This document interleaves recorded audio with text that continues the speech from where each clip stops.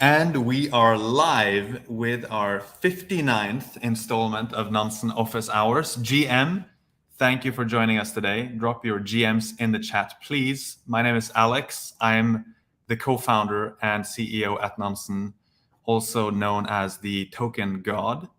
If you are new to our office hours, every Wednesday we do a Nansen and Chill session where we look at Nansen's new features, we answer questions from you, and we drop the occasional alpha leak. Today, we have a very special guest with us. Welcome, Darren. Hey, Aaron. That's an amazing, Billy. that's an amazing thing. What do you call that thing? It's called Billy. Billy the Blue Billy. Cat. Wow. Yeah, check out mascot at Not Trade Capital. Unbelievable. It's very cute and it looks very rare. LooksRare. Yeah, let me just put it down here. So for those out there who don't know who you are, do you want to give a quick introduction? Who is the mysterious Darren Lau? So I mean, I guess I've been in space for a bit now. So like 2017, I was back before ICO bubble, so like before China banned ICOs, and then I was in CoinGecko for like 2.5 years there. So like I started there in 2018. I was there basically helping them out with market research, so like keeping them up to date what's happening in the market. They wrote the book on how to DeFi back in March 2020. We published it, and then I joined the Spartan group back in August 2020. I was there for like 9 months, so I left in May. It's been almost a year since I left now, so been doing things solo since then. So it was angel investing / like just focusing on like Twitter / like the Daily Ape as well. So like the Daily Ape is a Telegram that I run. It's basically a daily newsletter where I just post like what is happening, whatever happening in crypto that I think that's important. That's alpha there. That's what I share daily. And yeah, that's just what I've been up to the past nine months now since I left Spartan. That's really cool. I think you're such a good example of someone who sort of embodies the meritocratic principles of the crypto space, where you can have like a sort of rocket career if you just work hard and if you're sharp. So most of your time these days is spent on the Daily Ape and angel investing. Is that right? Yeah. So I guess I spend like my day-to-day schedule is more like in the mornings when I wake up, then I go through Twitter just to like see what's happening, what I think should be included in newsletter, and as well I go through like my emails as well and like Telegram messages, like just catching up on what's happening in the day, and then like after that, in the afternoons, that's usually when I go through some of the the decks that I've been sent, either to review or whatever, and like also like just reply to the podcast in case they have anything that they need support with or so on. So that's basically my day to day. So it changes as it goes along. Like sometimes I have like a lot of calls in the day, or like sometimes I just do a lot of reading. So it really depends. But yeah, basically it's been full time crypto the past few years. Yeah. Nice. And how many like portfolio companies do you interact with, or do you have? Do you have any overview? Is it too many? It's too many to like properly count. Like, so when I first started, like I was doing like smaller ticket sizes. Like it was more like 5K, 10K check sizes, and then like as a result, I would do a bunch of them. Just like one to like get connections, and two is like just get my foot in the door, and then like slowly like recently I've just been scaling up that investment sizes. So, like now I tend to do like more bigger check sizes. Like I've done like 50K check size, 100K to like to bigger sizes, like depending on how late stage the deal is, how high the valuation is, and so on. So just I would say like probably around like 50 portfolio companies, but like it's varying levels of like involvement, because like the check sizes are very very different, and then also like the stage of the company are also quite different. Like some of them are like already like super well developed. They've already done like Series B, Series, and they have a live token and so on. Or like some are still like early stages as well, like just still ideation stages. So it's the right range, really. Yeah. And what's the split between, say, equity and crypto? Like in these, is it mostly crypto? So like mostly, I would say 95% of the deals that I've done is in tokens. Only 5% I've done equity. So I did Nansen, which was one of the earliest projects that we did. Yeah. But back then, when you guys were doing the seed round, the seed round was one of the pursuits of Darabot mechanism. Like back then, we were too poor to angel invest, so like we only followed on the Series A. So that's equity deal that I did. Another one that I did was health, like they're doing more like a data analytics provider as well. So it's really more data plays that I do the equity deals on, but then mostly focus on token plays because of the liquidity. Because of the liquidity. Yeah, can you elaborate on that? Yeah, because like for example, like I think when 2018 to 2020 in the bear market, like we were seeing a lot of deals where like even though there was unlocks, that they weren't really unlocked at like big gains. Like they was just really unlocking at the cost of the private sale, so on. Like so there wasn't really much profit to be made, and there was just again a ton of opportunity cost in holding that investment. Like for example, like instead of investing in this ICO and holding it for a year, I could have just traded around with it and made much more capital. So like that's something that we were thinking about as well. Like I didn't want to be stuck holding equity back, because like the concern about equity is that you don't know when the exit is. Like it's either they get acquired or they have to do another later stage equity deal, and that's not really something that you can just exit as simply as like just clicking max swap on Uniswap, for example. So like just that concern, and like just seeing a lot more deals, a lot more projects in crypto just want tokens rather than equity. So for the token deals, I guess this could be interesting to people who are thinking about how like the angel investing space is evolving as well as like the venture space is evolving. What do you think what would be like the lifetime? Maybe you've kind of, you're still so young that you don't like have that much history to answer this question, but like what do you foresee as being how long you are invested in a project, and would you sort of sell out completely if it does really well, or would you kind of just take some profits and reinvest elsewhere? Like have you thought about like the life cycle of your investments? Yeah, so that's actually the question that I've been asking myself. Actually, just today I was asking that as well, because I recently had like, one of my investments unlocked, like a small portion of it unlocked, and like that bags up a few multiples. So I was just thinking, when is it okay to sell this portion? So I think like one thing to think about it is that a lot of venture firms in traditional finance is that they don't sell until like the end of the life cycle. So for example, like when I was at Spartan, like one way that we were thinking of it is that the fund has a 5-year fund life. So like the first 3 years is more for like deploying capital, and the last 2 years is more for like harvesting capital, so like taking profits from the positions that we made. So I think in venture deals, technically, the way that I see it now is that it's not really bags that I'm going to sell. It's really just bags that I'm supporting founders that I really like, founders that I really think that they can be bigger than how they are currently right now. The multi-baggers, the unicorns, for example.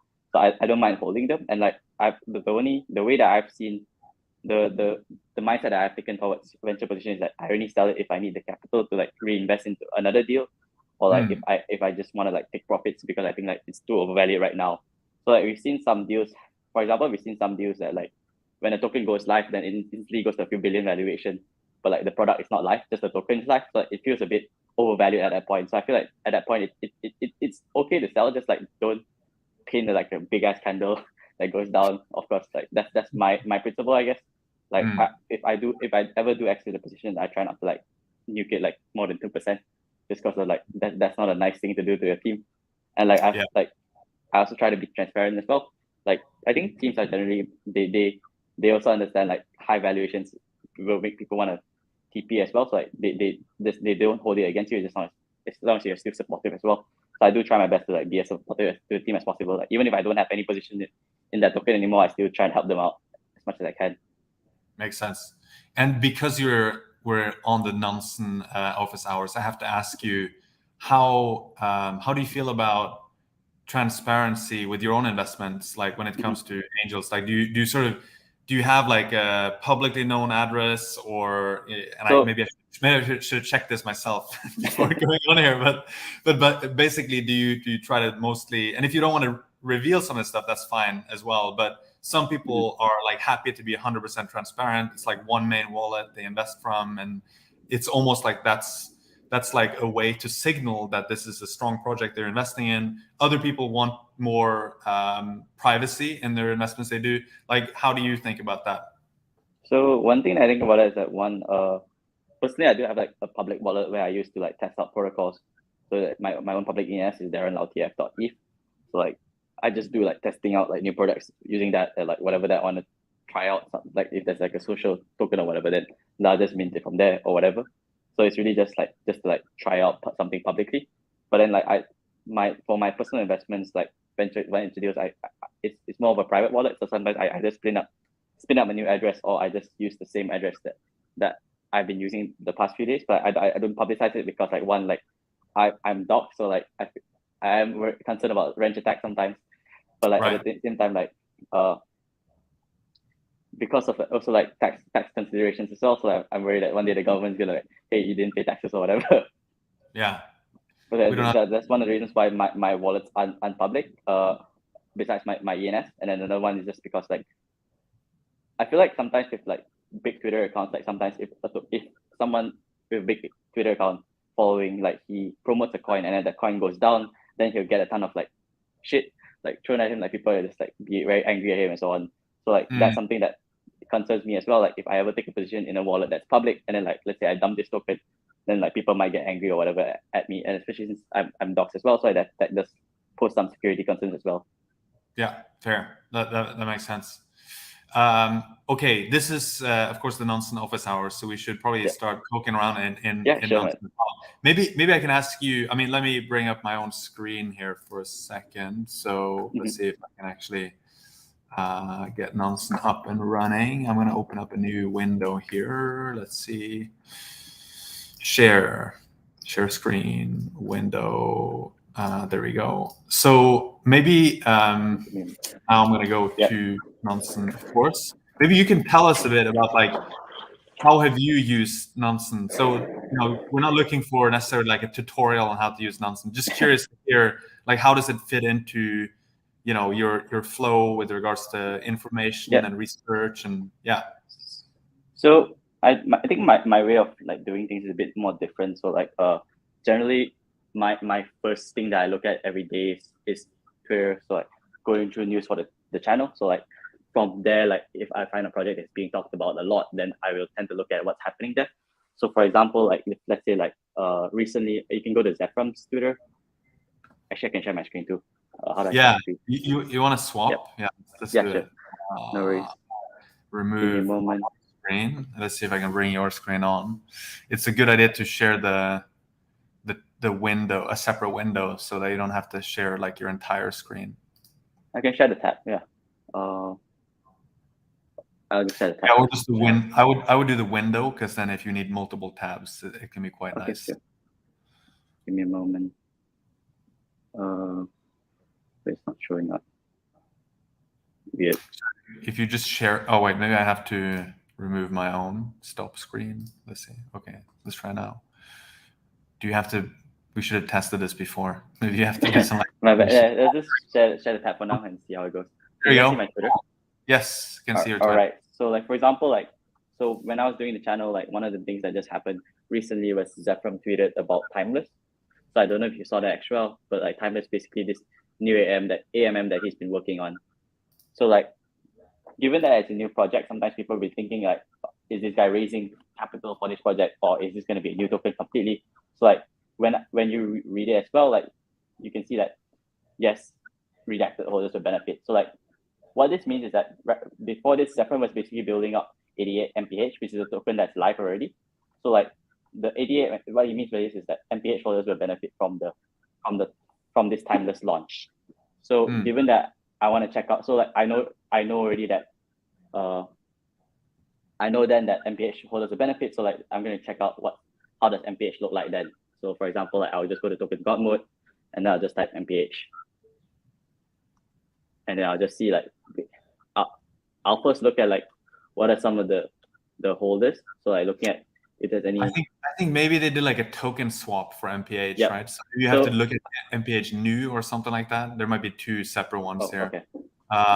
If you just click the token thing up there to that one, and you see like, yeah, it might be the new one there. Just want to double check that we're looking at the right. Give me a moment. Yep, should be this one. Yeah. So for example, like I'll just check on based on like who are some of the wallets, what are some of the balances that are already currently held by the wallet in the wallets, and then like what are some of the holders as well. Look at the distribution.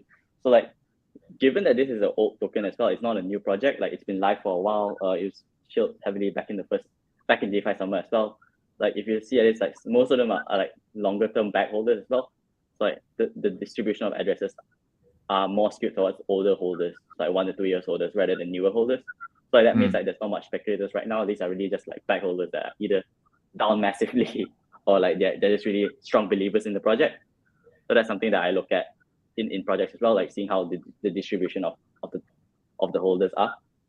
And then I also look at like who are some of the buyers of this as well. So like given that they just announced it like a few days ago, I think it's yesterday, if I'm not mistaken.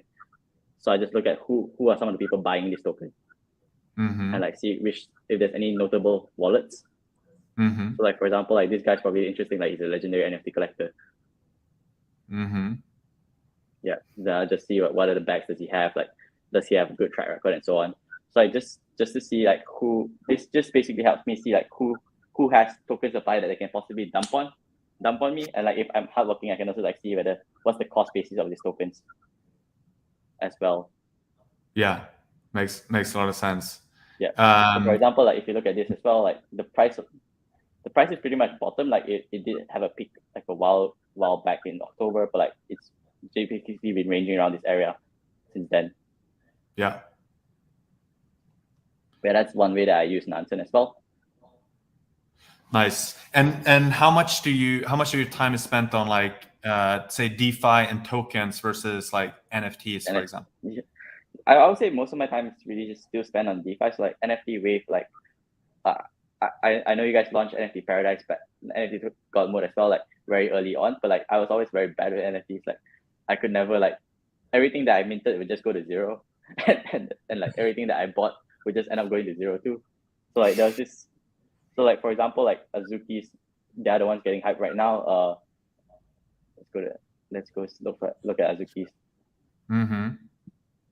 Like for example, like Azuki's, I saw it back at like 3 ETH, but like, I didn't buy it because I thought like it's just an anime PFP. It's not gonna get that much traction.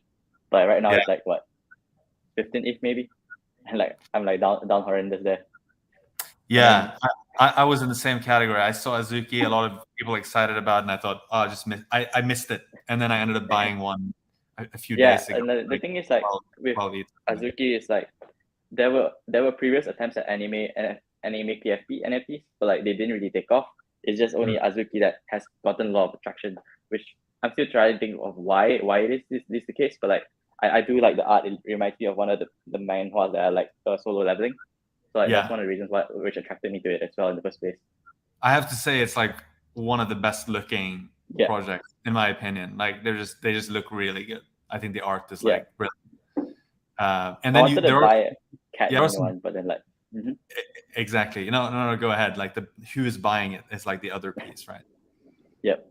So look at like the trades as well. Look at who are some of the holders buying it, and then also look at like what the breakdowns are. Like who are some of the people holding a lot of it? Because I know I have a few friends that are like Giga Whales holding it as well. So like they are like just holding it because like they think it's gonna go even higher. So just look at some of the trades as well, and like see who is buying this. Okay, this is not. That was Darren. Yeah, that's not me. Yeah, it's not you, Darren, right? It's another Darren. Or it's another Darren. Yeah. So just look at who are some of the people buying, and like when did they buy on? So like if for example like this guy that I know is really sharp, like he buys it early on, and that's something that I want to pay attention to. Yeah. So like, but it's really also like looking at. So I paired this on-chain stuff with also like more of like social analytics as well, so like looking at like Twitter, how people are talking about it. So back when I first saw it, when it was in 3 ETH, I think like not much people were talking about it. So I think only people started rapidly talking about it after bought one, after 0x from DeFi. So like he bought like 100 ETH or something like that for one Azuki, and like that just made things go even more crazier. Yeah. I remember him talking about anime NFTs. He was like, how can like why is there no big anime NFT, right? Exactly. And then like suddenly this pops up and he went really big on it. I think the other so I think the way that we were looking at NFTs is that one like punks is more for like OGs. Apes, like they don't really look good. Then penguins came out and penguins were like cute as hell. So, like people like penguins, but then like it vibed with a lot of people, but then like, at the same time like crypto people are all like anime guys. So, like the moment I was also keeping an eye out for like anime PFP. So like when before Azuki came out, there were a few projects that didn't really take off. Like I neglected Azuki as a result of that, but then like turns out people really like the Azuki, so Yeah. So what are, I was going to ask you if you're comfortable sharing this. I mean, because NFTs are a bit different than tokens where Yeah. it's hard to stay private about your NFT holding unless you actually make your whole identity private, like you go anon. So if you have an anon profile on Twitter, you can be public about which NFTs you own there. But if you're doxed, like if you're like you and me, we have our names out there. And if we tell people which NFTs we have, then you reveal the wallet as well, of course, right? Yeah. So how open are you about your own NFT investments, or do you keep that So mostly? I think the only one that I was public about was my loot one, which after that I didn't really share much about that as well. But like, Which was insane, right? You made like an insane amount of money on loot, or? Yeah, but basically, like what happened was that when loot first came out, a lot of derivatives came out as well. So like for example, like what happened was that people could mint their own text files, like their own text in the loot NFTs. So I was having fun with that. So I was just putting like 8 RuneScape items on this JPEG as well. So I would share that, I would post that on Twitter, and then like it would really just be like just having fun with NFTs. But like I didn't really I've never really like changed it to like a PFP NFT project because like one like if I by the way it's more of like honorary that people do for me or like things that I think are it's really just my anime avatar that Hikari did for me as well. But I've never really shown off like an NFT because like security concerns as well. It's just like being more like haven't really found the art that I really like so far besides the Hikari one. Makes sense. Like so do you think current period DP is the Element PFP because like I'm just keeping it up until if they finally launch the token, but I'm just keeping it up because like I like the elf as well. Nice. That's cool. So do you think like one day if you find a PFP you really like, you'd probably just go ahead and yeah, probably just go it, but then I'll probably just send funds to my ENS and just buy it from there rather than you link another wallet because like I don't want other people to see my other wallets. Yeah. So another thing I wanted to ask you about is like how do you look at other chains than Ethereum? Like, are you active on other chains? And like, do you? I mean, obviously we have a few chains supported in Nansen, and we're adding more. But like, how do you see the multi-chain world, and like, which chains are you mostly interested in? Yeah, so I was actually asking you guys about. So I just saw Solana being live on Dune, but I think they've been live for a few days now. But like, so I think Solana is one chain that I'm definitely interested in, just because like I have some early investments in some projects there. So like I've been involved in some projects from like the first hackathon days, and like just been following up with them from there, so that's helping them out. And then also like another chain that I'm interested on is also Avalanche. So like, we did invest in Trader Joe, and we also did Crabada. So like these two projects, I actually knew the Trader Joe team back before Avalanche Rush happened. So like from there, like after Avalanche Rush happened, like then they got a lot more attention because like of the sushi narrative, as well as like just them being a DEX that was doing something different compared to like regular Uniswap Fox. So that's one reason why I like the Avalanche guys, and I'm keeping a close eye on Avalanche as well because of like Crystal Whales launching soon. So like gonna see what happens with that, and along with the other subnet launches, of course, because I think like that one thing that a lot of projects have been looking into, gaming projects specifically, just because like they want to see how like subnets with gaming projects work out. Because like I think something that we've seen is that there's a lot more demand for chains that can handle large transaction volumes. Like DeFi Kingdoms on Harmony is just horrible experience. Like you can't do anything on DeFi Kingdoms in Harmony because like Harmony is bad. Yeah. They can't handle the load, to say it nicely. But yeah, so like that's why I'm keeping a close eye on seeing how subnet launches go. And then another chain that I've been on just the ape around is like Fantom because of like the Solidity launch. So like Andre's new experiment. So just been aping around some coins there, just like see how things go with the launch. Cool. So basically Solana, Avalanche, and Fantom are the ones that you have been mostly interested in. And so you mentioned that Trader Joe's is a little bit different than other Uniswap forks. Actually, how is it different? Like if you go to the UI, like let me share my screen. So for example, like Trader Joe's, like if you go to their UI itself, like you can see how like they're not just a regular swap page like how Uniswap is. Like for example, like wait, what's the website? Uniswap. Yeah, so for example, like if you just go to Uniswap, like it's just a swap page like this. But like Trader Joe really takes into account, like they want to make it like a fun experience. So like you can go to trade, you can go to pools, you can go to earn and stake and so on. So this part of it was a bit different from how like they were putting in effort rather than compared to the other Uniswap forks that I see. And then like just looking at the staking APIs back when I started looking at it, the API is pretty high, like it was like a few 100%. And like just looking at the farms and launches as well. So like they recently launched like Rocket Joe as well. So like, for example, like you can participate in like protocol launches to get using Rocket Joe. That's really cool. So this is kind of like almost, if we think of SushiSwap as like, it's obviously a fork of Uniswap V2, but then it has additional things added to it like Onsen and so on. Yeah. The Trader Joe's is it looks a bit like it's more based on SushiSwap than it is on. Yeah. So Uniswap. they were really using so like so like when Avalanche first started, like the first DEX that was on it was Pangolin. So like Pangolin was more like a Uniswap, sorry. And then like when Joe launched there, they took the more of like a DEX, a Pangolin killer, Uniswap killer approach of it. So like they were doing things different compared to how Pangolin is doing. So like they were doing a lot more things. So like they recently launched Banker Joe like a couple months back, and they also launched Rocket Joe recently. So like they're doing, the team is constantly innovating, and the best thing is like Fish is just only now full time. Like before this he was still working part time in like Google or something like that. So he was still working part time while working on Joe, and now he's finally working on it full time. And like so that's been a great thing to like see how much growth that he's been able to do, even though he's been not working on it full time. That's really cool. And like Trader Joe is basically the most used application on Avalanche, right? Like if I look at I don't know if you've seen these multi-chain dashboards we have, but if you go to the menu on Nansen and there's this multi-chain section, and you can go to Avalanche, and it kind of shows this like ecosystem overview of the different chains. And it might be a little bit technical, but there's this log occurrences thing, right? And Trader Joe is like 27% of all the events. Oh, sorry, you have to go to change to Ethereum. That's a bit confusing. If you change to Ethereum up there, sorry, I was on my own screen, and you go down to multi-chain at the bottom there, then you click Avalanche.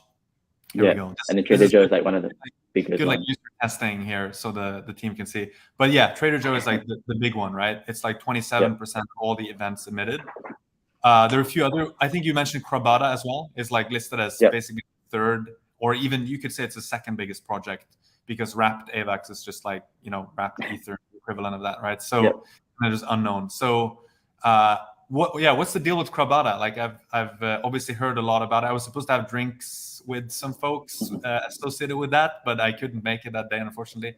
So hope I didn't dox anyone there. But what's the thing with Crabada? Like, what's that all about? So Crabada is actually interesting. So like I actually met the team back when I was in Spartan. So like one of the team members from Crabada was actually interested in working for Spartan.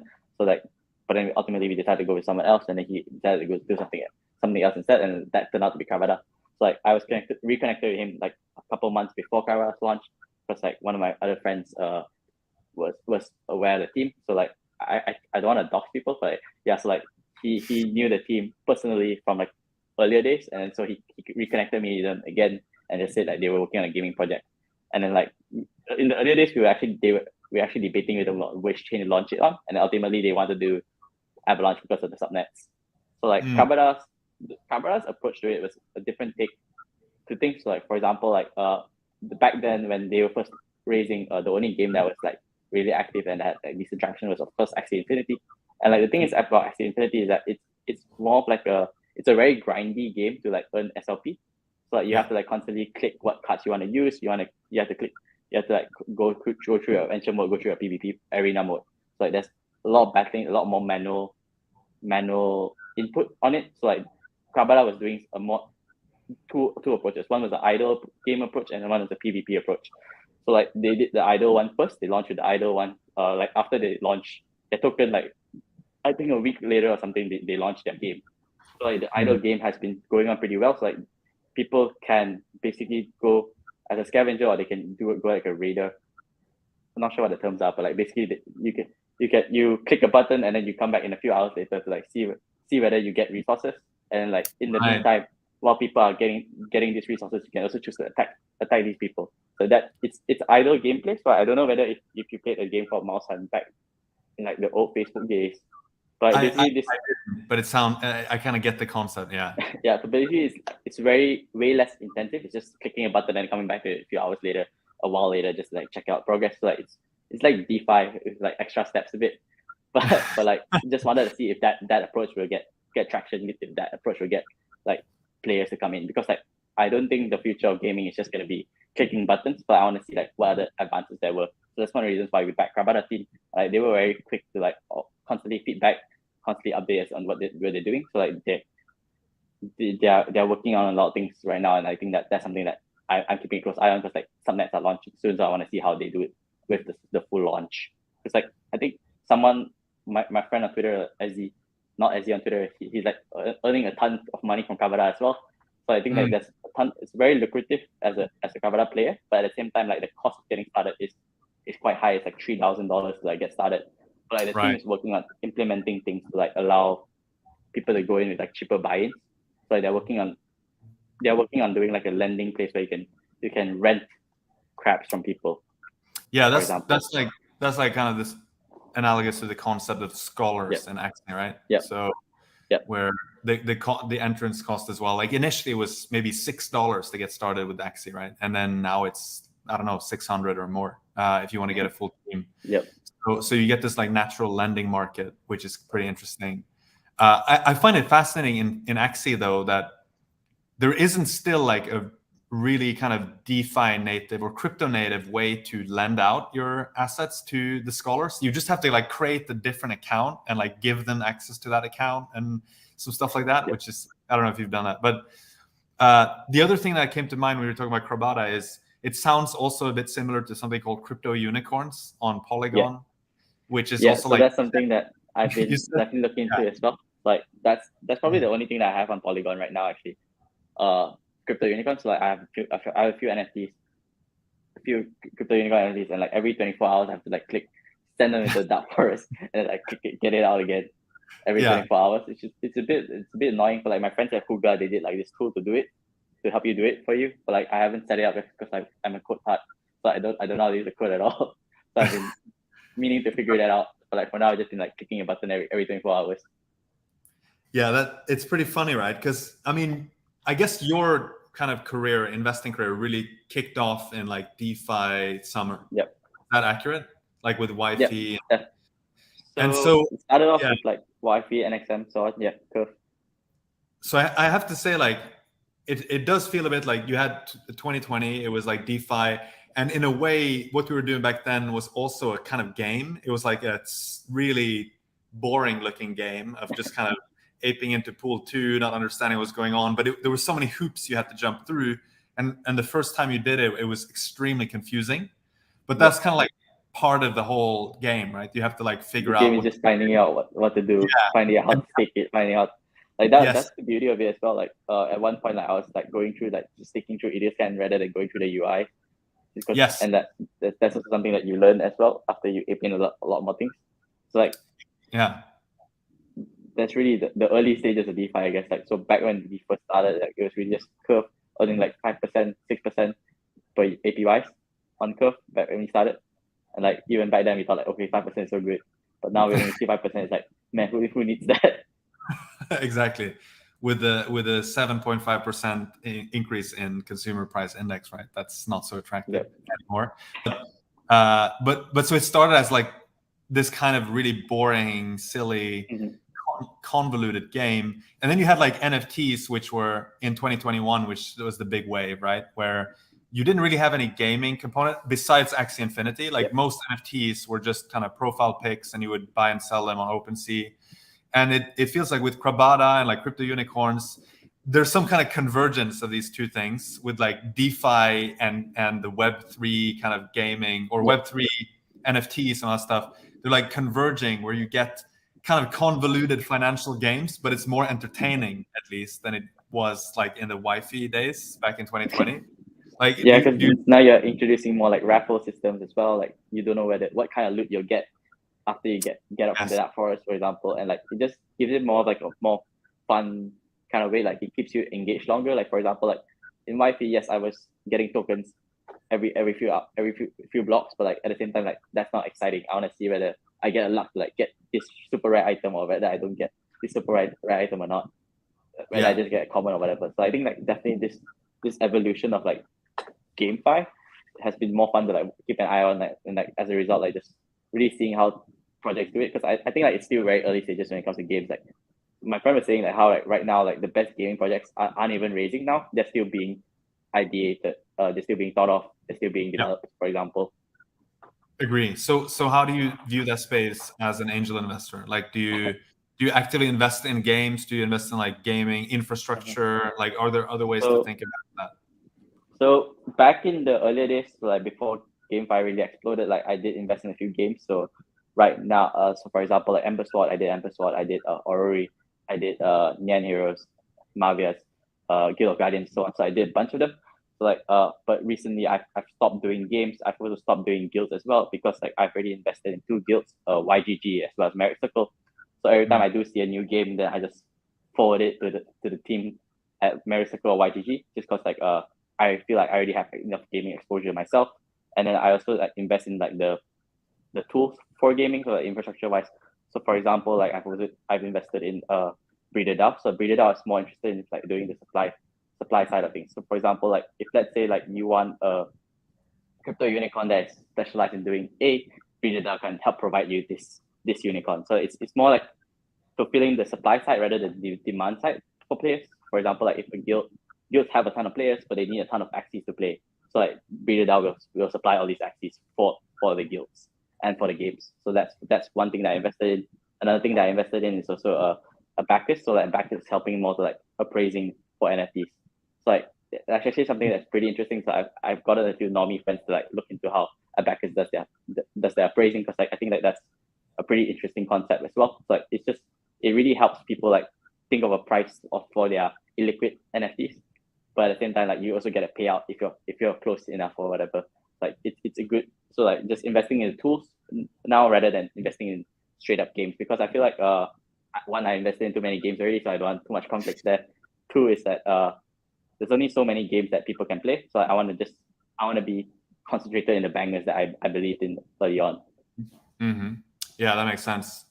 I do kind of, as an investor, I don't really think so much about like competitors in the gaming space, because it's not like like this Hollywood movie competes with another Hollywood movie, right? Like it's you can sort of have both, but it is true that in terms of attention, in terms of like community, there is a bit of competition, and like you can't.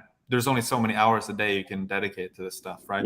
Especially if you have like play to earn, where you actually have to put in like many hours of hours.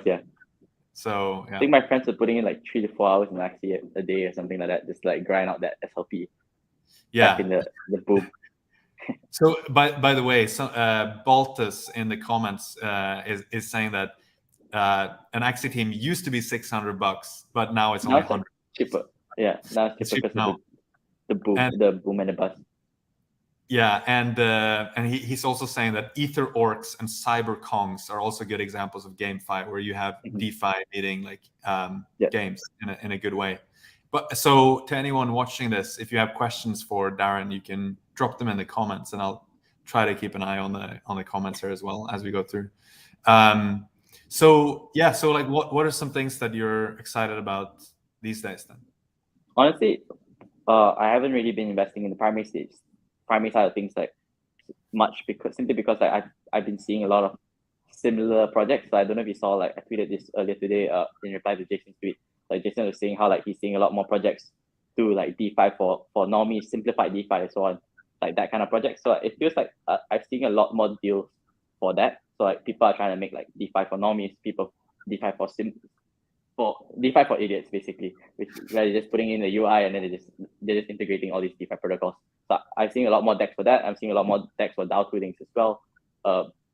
It's very weird because like there's like 1,000 DAO tooling projects, but like there's only like 100 DAOs. So it's a very big ratio of DAO tooling to DAOs. And then also like seeing a lot more guilds, seeing a lot more games. So I feel like not too interested in those games because like I don't feel like they're doing something very different. It's not like a 0 to 100 different 100 difference. Like it's very small differences. Like it's really just Fox, or it's really nothing innovative about that. So I don't want to get involved there. And like also like given that I already invested in quite a few projects previously, I don't. There's a lot of conflicts that I have with previous projects. Like for example, like if I invest in a DEX, I try not to invest in other DEXs, or like unless like the DEX has something different. But like just that conflict area like prevents me from investing in quite a bunch. Like I've been looking more into secondary markets. So for example, I don't know if you saw like the podcast we did with the Yearn guys. So Yearn Capital. I didn't, but I should listen to it. I just did a podcast with them as well. Yeah. So like we were on the podcast on Goodwill Yearn thing. You should give it a listen if you didn't. But basically, like Darren was on there and like he just showed like five bags there. Like he was like, the guys were like asking us like, if you were in a deserted island with like 50K, what would you buy? And they were like, okay, let me just, how degenerate do you want these buys to be? Then he just gave like five bags that he was invested in. So that's some of the things that I've been looking for as well, like looking at like secondary market valuations, because like primary market valuations are quite high. Like it's like you're looking at like 100 million deals, you're looking at 1 billion valuation deals, so, like things that aren't even live in the public markets yet, like the things that have no tokens yet, but it's already trading at 1 billion because of VCs. Like so like there's not really much upside there, I would say. But looking at things that are very cheap in the secondaries, that like, because like DeFi has been in a bear market for like the past year now. I don't know, DJ's Fantom, please correct me. But like it's been in a bear market for a bit, so like things are like massively sold off. So I'm trying to see what is a good discount, what is good, what team has been consistently shipping since then, seeing whether there's anything that's interesting, any plays there, any catalyst, for example. So this is really interesting, because I think many people maybe will look at people like you, and maybe even people like me to some extent, and think like we are just doing angel investing. We get access to like the best deals in the primary market, and it's probably true that like we do get more inbound than the average person when it comes to investing in stuff. But now you're actually saying that you're looking at secondary markets where like anyone could compete potentially, right? Like anyone can go and buy these different projects. It's not really that you have to be a part of some inner circle to get access to some of these. Like you mentioned earlier as well, like even if you're part of the inner circle, like one, you don't know whether you can really sell these tokens, because like one, there may be illiquidity. Two, there may be people might dox you for selling, for example, like what happened with LooksRare recently, with the whole like all the angel investors got doxed. Like people like sharing, I'm actually one of them. Like I'm one of the strategic investor, or the so and there's a question here in the chat also about such drama from Twitter actually, and how you think about that. Honestly, like my belief has been like, if I buy something and I post about it on Twitter, it's really because I'm excited about the project. But like if I sell something at the same time, like people don't normally publicize selling their products, selling their bags, for example. Like I'm not gonna handhold you all the way through a project. Like if and for example, like let's say I take profit now, it might go up like 10x more afterwards, or it might come to zero. I really can't tell the future, so like I don't want to have that responsibility of telling people like, oh, I sold at this price, oh, I sold at that price. So that's my way of like thinking about publicizing my trades. And also at the same time, like all the drama on Twitter is like it's sometimes a bit funny, because like they're doing it from like public addresses. Like recently Zach tweeted a thread on like Morgan, from like Morgan, one of his NFT influencers. So she was like getting payments or something, and like getting NFTs and like just dumping it on a public address. Like if you do something on, try not to like get caught, I guess. Like if you do something that's sketchy, like don't link it to a public address. Like just try to use a different address or something like that. Like you don't have to use your own public address, for example. I guess things can be avoided that way. I guess people generally shouldn't do dodgy shit. Generally you shouldn't do dodgy shit, but like if you ever need to do dodgy shit, just don't use it from a public address, for example. Like for example, like I think the divergence drama as well, like this happened like a few months ago, where basically some of them were caught like Sybil farming. So like I think that if they didn't send the ribbon profits to ENS, like if it just went to some normal address with no name, nothing would have happened. There would have been no drama. But like because they send it to the ENS, then there's whole problem, because like Twitter people like just hate VCs in general. So like there's that whole drama just happened just because like they did that accident of like sending profits to the ENS. Yeah. I mean, you also have to approach this topic with a bit of nuance, right? Yeah. So yeah, it's there's no handbook to play these things, but like just don't do dodgy shit. yeah, exactly. But I mean, the sort of like dumping on retail narrative. I mean, I think it's fair, but I don't actually think it happens as much as people think it does, or like it maybe the people that some people assume are doing this stuff. I don't think they do that, but maybe like for example VCs. If you think of like the biggest VC funds in the world, they have really long investment horizons typically, right? Yeah. This is like very unlikely they would buy something and like sell it the next month or the next year even, right? It's like not how they operate typically. Not that I'm speaking for all venture firms out there, but typically they have a pretty long time horizon. And I guess the other thing is like at the end of the day, if you're an investor, at some point you have to take profits, right? Yeah.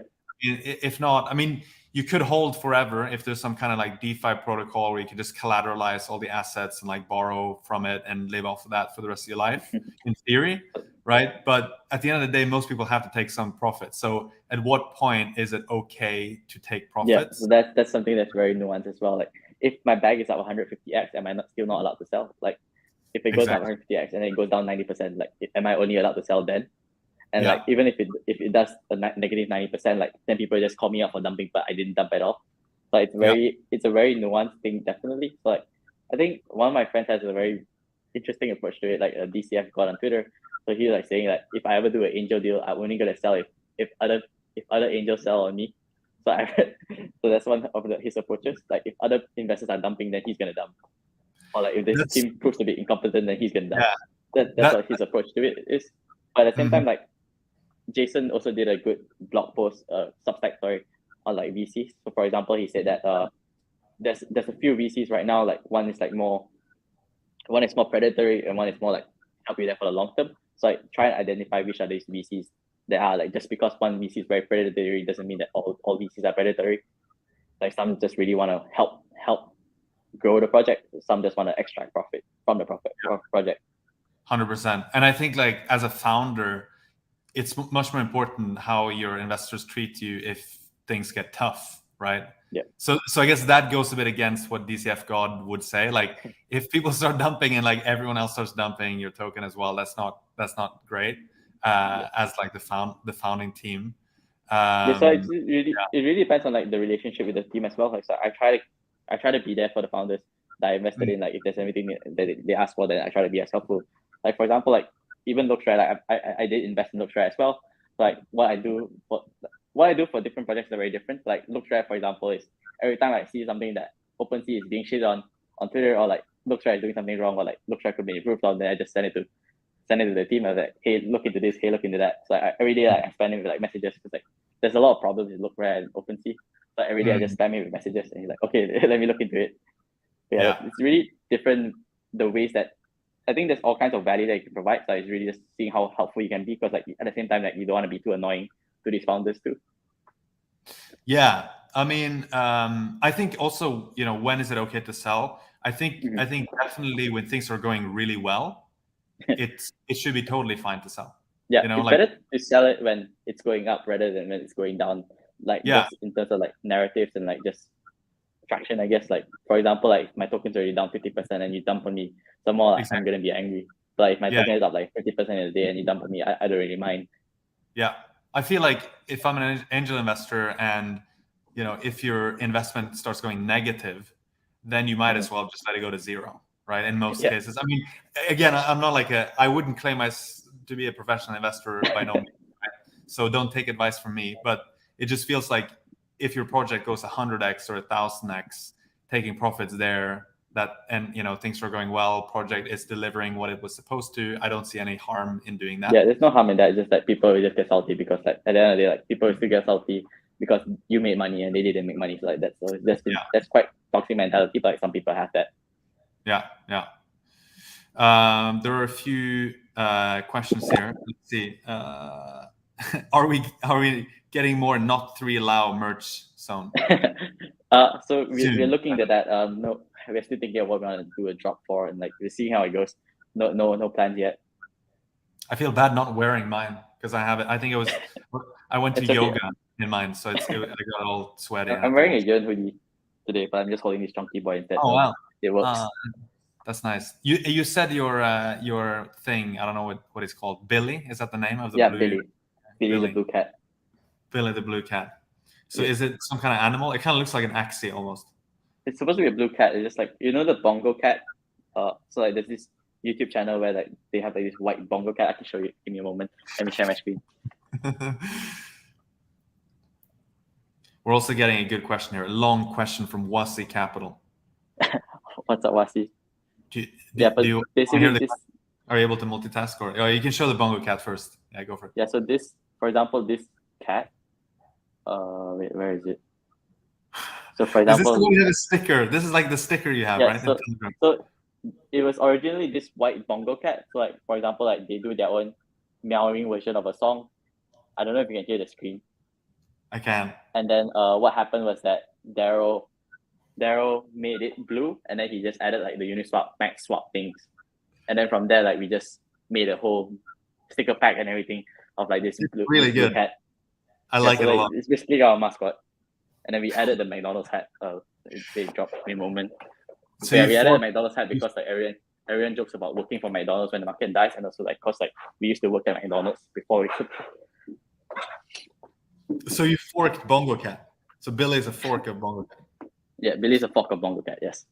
Nice. Okay, Wasi Capital has a question for you. What's your take on the current set of projects in the space? Shouldn't projects be focusing on organic growth instead of going straight to raising?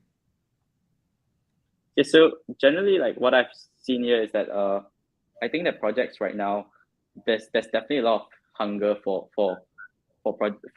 funding projects. So like what I've been advising projects is that really to launch first before raising, because like if they can afford to bootstrap the capital. If not, what approach they can do is also like apply for grants or like get like a small angel round beforehand, just to like have some capital to bootstrap that project launch, and then only raise another strategic round later on. Because like once you have that traction, like it's easier for you to raise. If you have decent traction, it's easier for you to raise a higher valuation, so you're not selling yourself too cheap.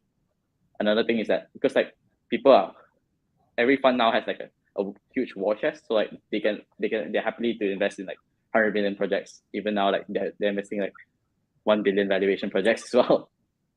So yeah, I think I would definitely recommend. That's what I'm advising another project to do as well. That just launch first and then only raise, or like do a small grant, do a small angel round or whatever, just to like get that starting capital. Because like you don't want to sell equities, you don't want to sell your tokens too cheap to people that if you don't really need their help as well. Because I feel like a lot of advice out there is also all public already. It's just like you need investors. Like I think you can give input as well, but investors are really more for like connection / like more infrastructure, more like funding as well. So like if you need more funding to properly scale up, then you can look into investors. Otherwise, like if you just need like a few devs, then you can always do like a smaller round. Yeah, there's another question for you here. I think kind of in the same vein. Do projects go to VCs for marketing or to CT, crypto Twitter influencers for marketing? Why not just launch your token on your own? Like, and the example is LooksRare. Do you think LooksRare really needed VC money? I don't think LooksRare took VC money, but they did take crypto Twitter influencer money. Yeah. So Guts actually said like he didn't take any VCs. Like there's no funds in the cap table. It's just all angels. So like even though some of these angels might be VCs, I don't know the full list. There's like 69 investors or something like that. So like I don't know who else is invested unless like they told me. So I think that it's perfectly fine to like keep that capital, because like one, you do need funding to like get started. Two, there are costs that comes with launching a protocol, like for like even like with hosting costs and so on. Like there are costs that will come about when you want to launch a project as well. Like if you want to do something as big as like vampire attacking OpenSea, you're obviously gonna need a lot more eyeballs on it. So like we saw what happened with SOS. SOS actually, the airdrop for SOS happened like a week or something before LooksRare, and like even that got a lot of eyeballs because there was a large airdrop to everyone. But at the same time, like it didn't take off because there wasn't enough funding to like really build out a team to build this NFT marketplace. So like LooksRare was doing it 6 months beforehand. I actually told the team like I'm not gonna invest on that unless you show me a demo. because like when I was talking to him at first hand, he was like telling me like, oh, people are actually already interested because like it's a OpenSea attack, vampire attack. And I was like, do you guys have a demo? They're like, you're the first person to ask me this. And I was like, okay. I also remember speaking with them, and I was like the same thing. Do you have an MVP? Do you have a demo? Anything, or is it just like an idea? And I think the race FTV was like 180 mil. Yep. So the race FTV was 180 mil, so like, it was definitely way higher compared to like other deals out there. And like there's the added risk of it being an anon team. Like I didn't know what their previous experiences were. They wouldn't tell me. I just know like they're anons, and like just looking at that. But like, when I tried out the demo, I was convinced after that. So that's why I decided 8. Yeah, to me it was a lot about like who was involved in the project. I think these are like really hardcore NFT people. Yep. They're really into NFTs. Like not just the core team, but the people around the core team, the early investors and everything. So I think that was pretty important. But I think just to address the question specifically, like, do you think people go to VCs or crypto influencers for like marketing? Is that the main thing they get from doing such rounds? I definitely do get a lot more DMs or like just projects asking me to help out in marketing, especially since my Twitter following grew as well. But I think that marketing is helpful, but at the same time, like at the end of the day, you want to have a product that people will use. You want to have a product that people will use. If no one's going to use a product, that all the marketing in the world's not going to help it. That's my mindset of things. Like it does help, but you still need to deliver. Like someone said about like selling to VCs is just getting express. You're just selling by raising from VCs. You're getting like people stamp of approval, like people will trust you more because you have invested. You have VCs as your investors. So that's just the way to think about it, I feel. Yeah. I'm not sure if this answers the question, but yeah. Oh, no, I think so. So it's a form of like validation in a way. Like it's a form of validation in a way. It's kind of like not a quality stamp. It's not perfect, but it gives some kind of indication that someone's looked at this. They've done some amount of due diligence, and makes sense. I mean, for example, like if there's projects that they might not raise from like tier 3, they might not raise from like the best VCs, but they have like not the best VCs in the cap table, for example. Like that just shows like maybe the tier 1s didn't look in the deal, maybe they didn't see this deal, or maybe they were passing this deal. So that's something that you can roughly gauge on like how the project quality is. Because for example, like if the best VCs aren't in this deal, that could be a sign that there's something wrong with the deal, or like they weren't too confident in the deal. But not saying that that's also a bad sign. Just saying that just saying how these projects might not have been the best at pitching, or like they might have the best network to get that connections. Yeah, there are always exceptions, but these are signals that you can sometimes use. It's just a signal, really. Yeah. So there's another more of a signal. There's another question here. How comfortable are angels like yourself giving a small ticket, like less than $50,000, to a project that's pre-product and have yet to incorporate to issue a SAFT? I think you kind of touched on it, at least with the pre-product part. You prefer definitely that there is some kind of product, or that you should do a product before you do a big launch, big raise, right? Yeah, so I prefer having like some sort of demo. Like I've done early stage deals where like there's no product yet, but looking at the background of the team. So like to be comfortable with the team, I have to look at like what are some of the experiences as well. Like the best founders I found are like people that are wanting to use the product that they want to make. Like they want to solve this pain point that they have already. Like those are going to be the best founders because like they are going to be the first users. So that's one thing that I look at. So like looking at how their experiences also fit in. Sounds very familiar. Yeah, exactly. So Nansen was one of them. Like when you guys first launched, I think Darren was like spamming you every day. Yeah. No, I think that's right, because you have this very organic feedback loop. If you're scratching your own itch, it's like that, hey, the product isn't working, we need to fix this or that, and you go and fix it. You don't have to go out and do user interviews and all that stuff, right? So but you do sometimes invest in pre-product stuff. Yeah, I do invest in pre-product stages, but it's really just dependent on like how the team is, how experienced the team is. Because like even if you have like the worst idea in the world, if you have a solid team, they can always pivot into something else. Like the best DeFi projects right now, like they pivoted from something else previously. Yeah. Aave Synthetics, for example. Yeah. Vinny is asking, what % stables are you? 30 to 50%. Did you say 30 to 50%? 30 to 50%, yeah. Okay. Just because like I was traveling the past 2 months. I was traveling in Europe for 2 months. So I got back in January, and like the market wasn't really the best in January, February. So I was like, there's no rush for me to deploy. So like, before I was traveling, I just chucked a lot of capital into stable farms. Then like since then, I haven't had the itch to deploy that yet.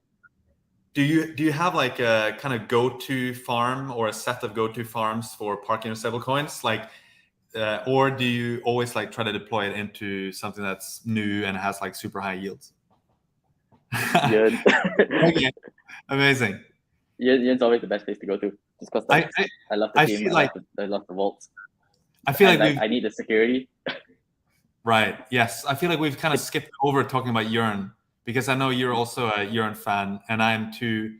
Um, how plugged into the Yearn project or ecosystem are you right now, and how bullish are you on that? Darrow's close to the team, so like Darrow has been part of the working group like since the beginning.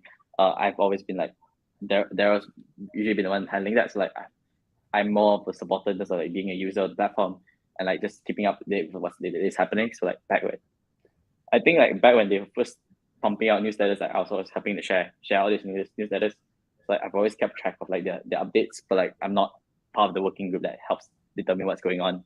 It's more on Darrow's side, but I did invest in like Coordinate, which is like came out from here. So like yeah. Cool, makes sense. So maybe just two more questions before we wrap up. The first one is like, what's next for you, given that you're really young but you've really accomplished much more than most people do in like a lifetime when it comes to investing and so on. Like what's like your big aspiration for like the next few years? Yes, so I think the sun for me is still DDA here. But yes, given that my focus right now is DDA as well, like investing with my brothers at Montreal Capital. Like the Daily Ape is basically this newsletter where like it's a free newsletter where I just post like what's happening every day. What are some of the best things to look at today. So like the idea probably came out because like I was seeing too many paid newsletters that were really shit. I was like seeing a lot of paid courses for DeFi that was really shit. That it's not outdated. It's not updated at all. And I was triggered by this. Okay, let me just pick a better one that's way better. And like these guys are gonna have to push out better quality because like, I'm challenging them right now. So that's one thing that I want to focus on as I grow. So I'm trying to figure out how to like upskill, how to like scale it out so I don't be too involved, because like right now like it's still just me doing it manually every day, like 2 to 3 hours a day, just filtering through content and posting it up every day. So I'm seeing how I can better improve the sources, like just to like so I can spend lesser time on it, as well as like I also launched this job board as well. This like daily HR where I just post like people that are looking to hire and also like people that are looking for jobs. So like, it's a two-way thing. So like it's not just like regular places where you look at just job opportunities, but you're also looking at these candidates that are looking for jobs. Because I feel like one problem in crypto is that a lot of people have the skill set, but they don't have the right connections to get a job. So like that's one way that I want to help people. And another thing that I was looking into as well was like I was just talking to some normie friends earlier today, and they were looking into like getting into crypto. So like, I was like spamming them a bunch of like links to like help them onboard into crypto. So I feel like thinking of ways to like properly onboard normies, because I feel like one thing with projects is that they want people that are experienced rather than people that are still learning. So like seeing how we can bridge this gap of like someone that's still learning to becoming like someone that's hireable. So like exploring that right now, but like haven't had that much time to like think of how to like properly develop a structure by seeing how to go about it for now. That's So really cool. That's one thing that I'm exploring right now. That's my focus on, I guess. Yeah, I think actually onboarding people to crypto through jobs is like an underrated path. Yeah. So I think that I was actually talking to my friend. So like he was telling me like his portfolio wasn't the biggest, like it's like less than 1 ETH, something like that. Like that's something that I guess in countries like Malaysia as well, like people don't have that much disposable income. People don't have that much savings as well. Like helping them get a job is probably the easiest way for them to like build up their portfolio, the fastest way to build up their portfolio as well, because like that's something that can really boost up their lives. Because like in Malaysia, like fresh grad salaries is really low. Like fresh grad salary in Malaysia is like less than 1,000 US dollars, and like these are like the salaries that's coming from like big fours and like banks and so on. Like they're paying you less than $1,000, and like working for a crypto company remotely is like way more already. Like interning at a crypto company is already like 1,000 to 3,000. Interning at Nansen, for example, it's also like, what is Nansen paying for paying employees? If you don't mind me asking. Oh, You want to show yourself here? It depends a lot on the role, to be perfectly honest. But first of all, I think we pay really well in most parts of the world. I wouldn't say that we are. It's hard to compete with, say, like Uber or Google in the Bay Area when it comes to like technical roles. To be honest, like on the one hand, we have the capital for it. On the other hand, it creates like really difficult benchmarks to live up to across the world. So I think if you know, depending on where you live, it's going to be in many cases multiple times more than you can get in like any local company that you work for, right? And I guess the other thing is you also get an equity component, right? So that's another thing that is very attractive to people, that they have like they have upside in the company as well as bonuses and so on. And Nice. Darren, You also have the hubs thing as well, right? Yeah, we also have the hubs thing. So I don't mean to like dodge the question, but it does actually depend a lot on the role. Yeah. So I think it's definitely on the high end. Most parts of the world, it's maybe hard to compete with like the Bay Area salaries. But on the flip side, you do get access to the upside of the company through equity. So that's how I would summarize it. But they also get like access to everything that Nansen has to provide, right? Like you guys have like this alpha tier that's like a few $1,000 a year. Like, do they get free access to all this too? Yeah, and like you're in a very high alpha environment, not just with your coworkers, but also the fact that you can literally connect to the top investors in the space very, very easily, right? So that's also very attractive.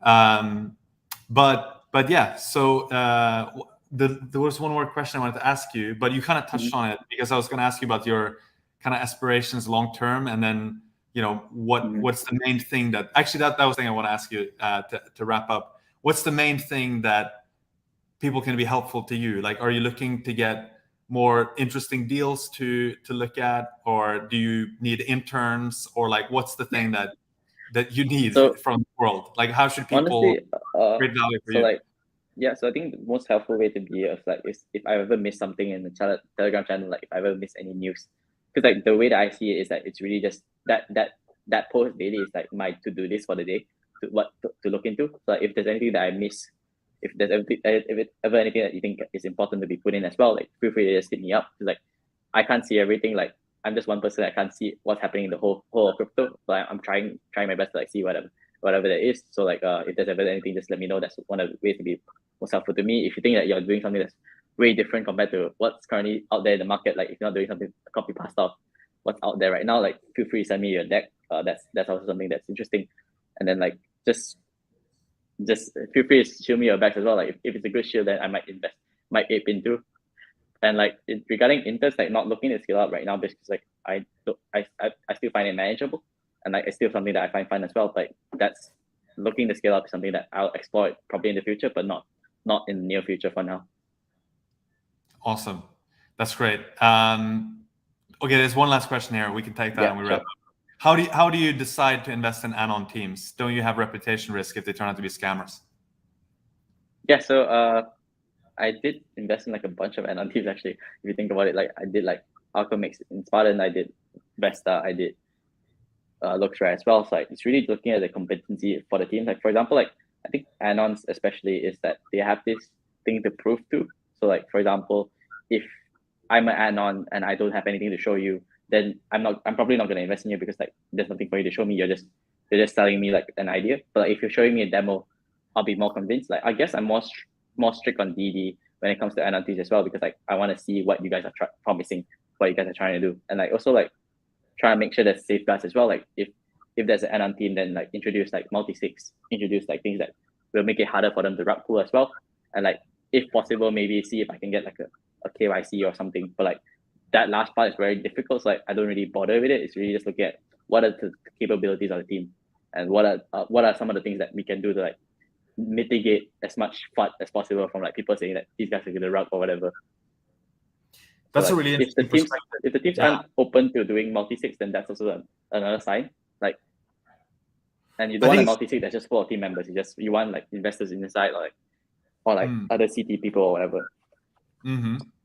It's really interesting, the first thing you said, because with anon teams, it's almost like anons have more to prove than Yep. someone who can just rely on their CV, right? So it's almost 'cause like you don't know their CV at all. Like they don't want to tell you. They're just like, oh, you might have experience doing this and this, but like you can't prove it. One, you can't Yep. prove it. Two, is like you have to see what they can do instead.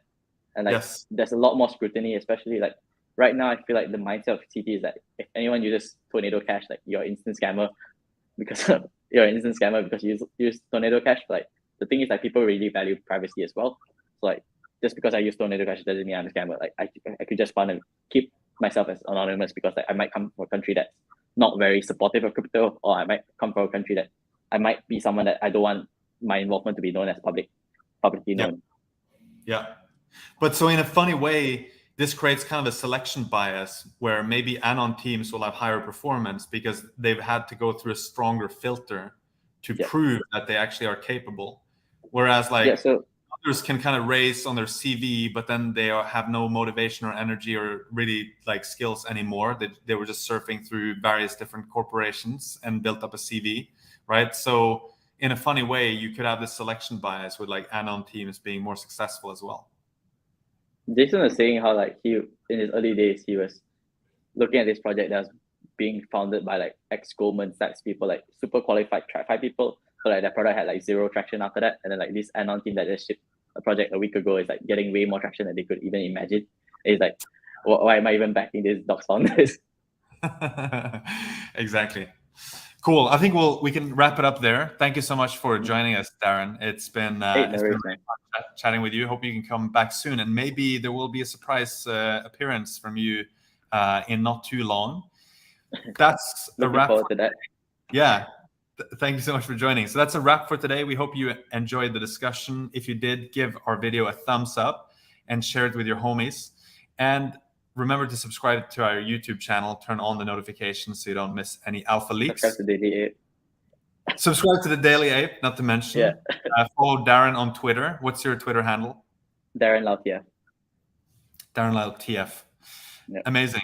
So, Darren, I will see you in the metaverse, and to everyone else, have a good morning, have a good evening, or anything else wherever you are. Take care. Bye-bye. GM.